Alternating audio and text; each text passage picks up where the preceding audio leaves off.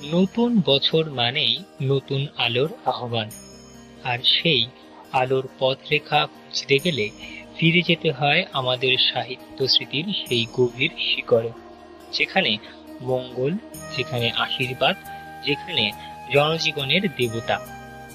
এই বৈশাখের প্রথম রবিবারে শ্রুতি সাহিত্য আপনাদের নিয়ে চলেছে এক চিরন্তন আখ্যানের পথে।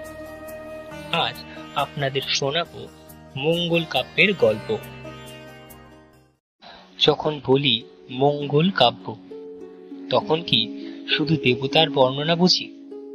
না, মঙ্গল কাব্য মানে বাংলার মাটির গন্ধ, মানুষের বিশ্বাস আর এক গভীর প্রতিবাদ সেই দেবদেবীদের পক্ষে, যাদের পিছনে ব্রাহ্মণ্য সমাজের চোখ ছিল না, কিন্তু সাধারণ মানুষের ভালোবাসা ছিল অসীম।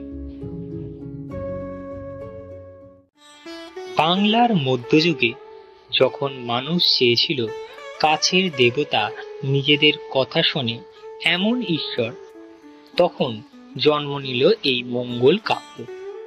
মনসা, চণ্ডী, ধর্ম ঠাকুর এরা পুরাণে ছিল উল্লেখিত, কিন্তু বাংলার প্রতিটি পুকুর, গাছ, ঘরের কোণে তাদের ছিল আপন জায়গা, আপন আসন।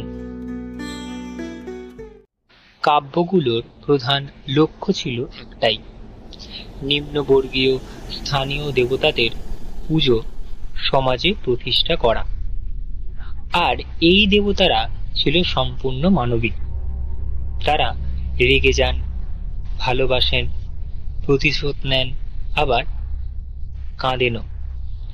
এটাই তাদের সঙ্গে আমাদের আত্মিক সম্পর্ক গড়ে তোলে।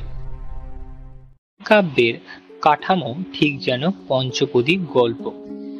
প্রথম অংশ বন্দনা, দেবতা ও দেবীকে প্রণাম, তার মাহাত্ম্য বর্ণনা। দ্বিতীয় অংশ আত্মপরিচয়, কবি বলেন কেন তিনি এই কাব্য লিখেছেন, প্রায়শই কোনো স্বপ্ন দর্শনের সূত্র ধরে। তৃতীয় অংশ দেবখণ্ড, যেখানে স্বর্গীয় ঘটনাবলী ঘটে, শিবের দর্শন হয়।